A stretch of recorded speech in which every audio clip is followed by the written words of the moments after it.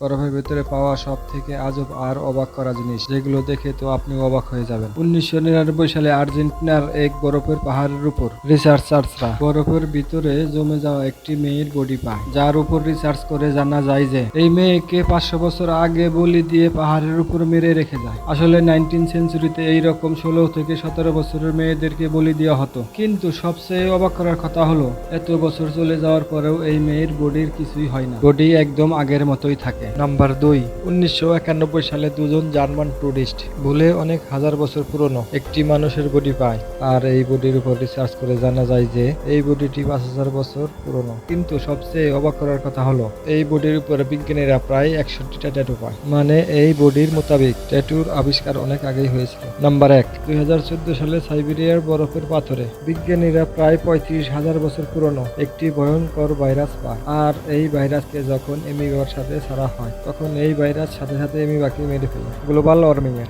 চলতে বরফ যদি এভাবে গলতে থাকে, তাহলে এরকম হাজার হাজার ভাইরাস বরফ থেকে বের হয়ে পৃথিবীতে আতঙ্ক তৈরি করবে।